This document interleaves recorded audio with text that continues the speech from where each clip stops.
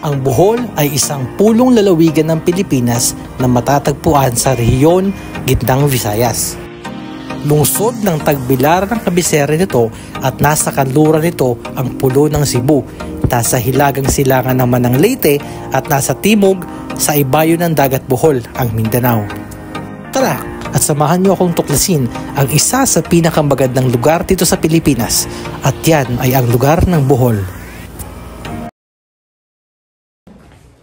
So, pupunta kami ng...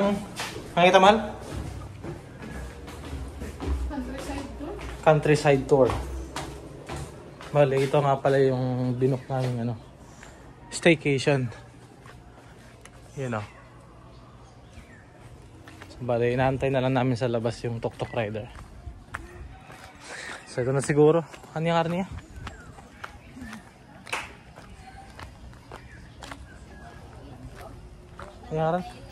Yes, Jovan? Yes, sir. Okay, Jovan. Good afternoon. Morning, sir. Morning. Sir Jovan, yung tuk-tuk rider namin yan. Let's go. So, saan muna, sir, yung natin, first destination? Daanan na natin siguro Vladcompa. Vladcompa, okay.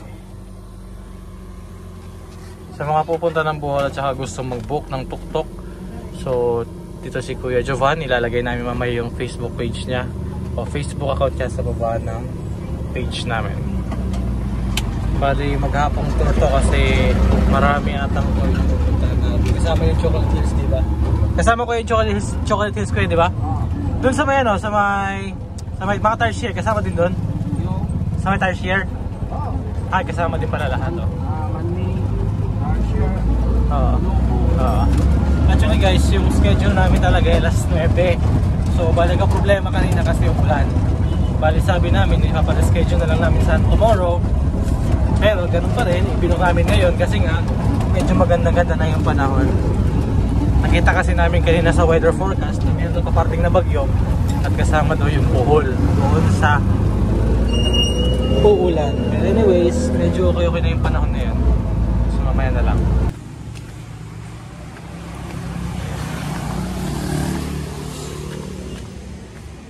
Wow. So overview. So, sa pinakatap nila guys.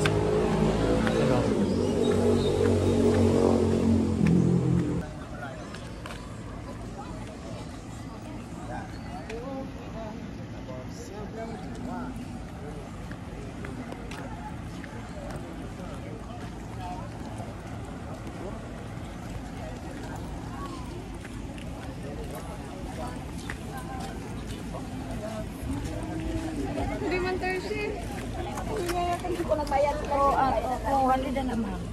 Dito sa pita sa lahat. Kali mo upas ko na. Ito nalalagay. Yang statue na nasa harapan ko, ang tawag dyan ay sandugo. Ang sandugo ay isang ritual ng mga sinaunang Pilipino na tanda ng kapatiran at pagkakaibigan.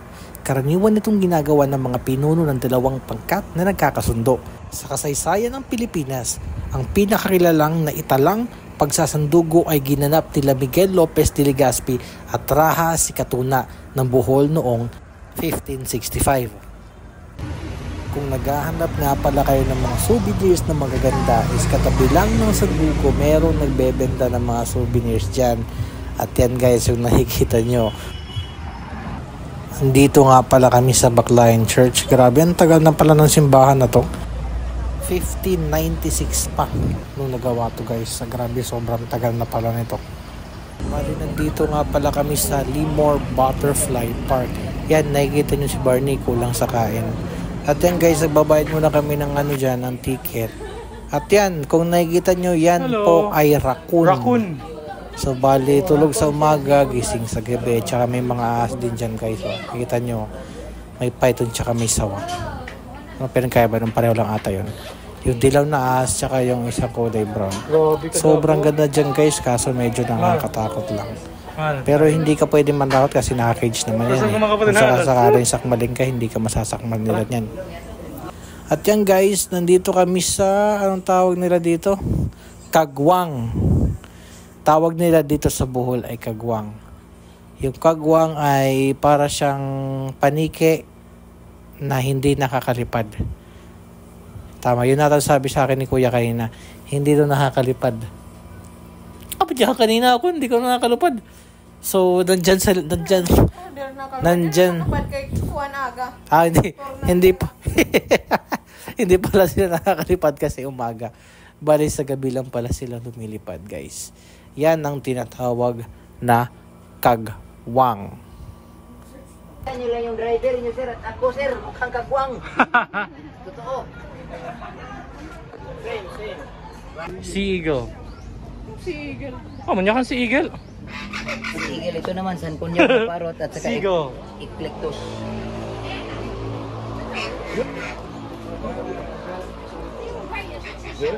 Hello? Hello? Hindi na makagat. Hindi ko ipakagat yan, sir. Ito guys, oh, yung buhaya nila nakakulong. Ba't sa amin hindi nakakulong yung buhaya? Malayang lumalakad. De, joke lang guys. Yung fresh water naman doon sa kabila, sir, yung shooting is lawak.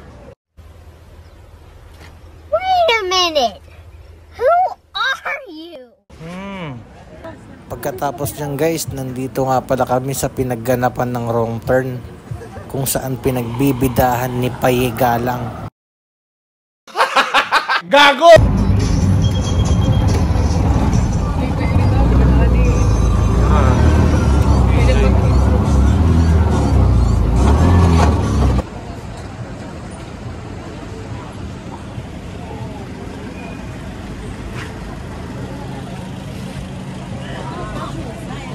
Tara.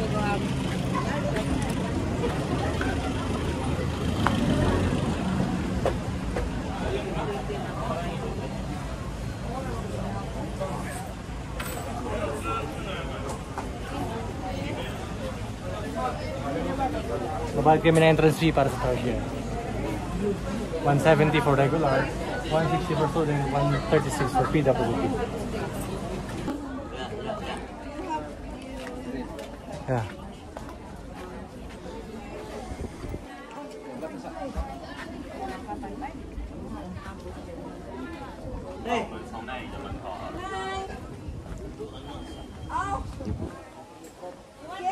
Alright, no camera flashes.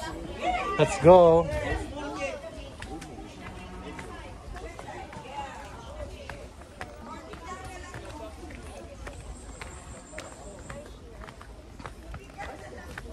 Pinya.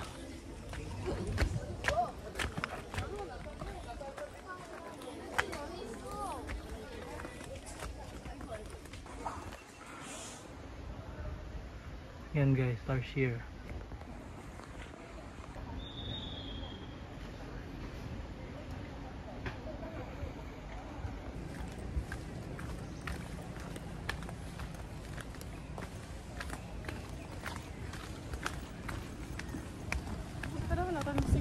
Yan na, ito na ako.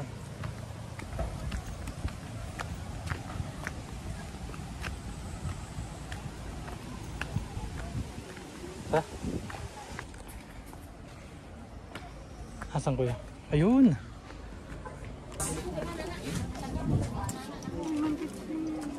Souvenirs! Oh. Abas.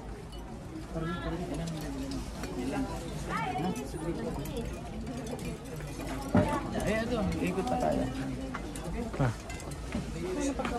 Ito, diretso lang. Diretso lang.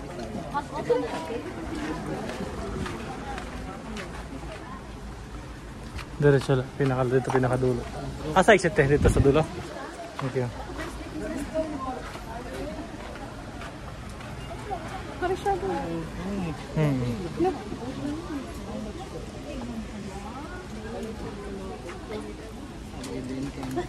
Wala naman ako.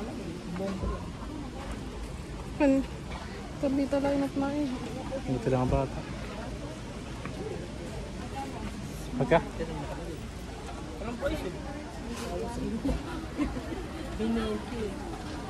Road na ako.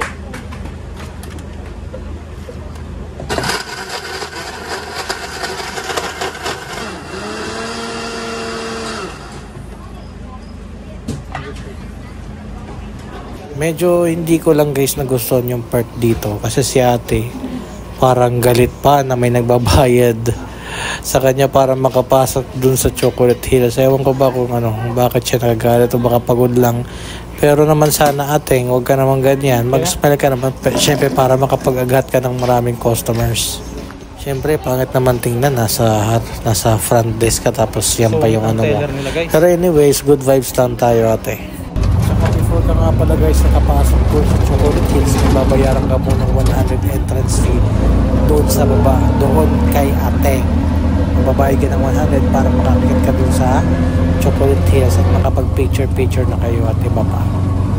Ate na nga guys, nakarating na kami ng Chocolate Hills. Bali, ibababa lang kami ni kuya dyan. Tapos babalik siya doon sa baba. Tapos babalikan na lang kami. Kasi hindi daw pwede mag-park dyan yung mga tok-tok, sasakyan at ibang mga vehicle. Bali sa part na to guys, paakyat na kami doon sa overview para makita nyo yung Chocolate Hills.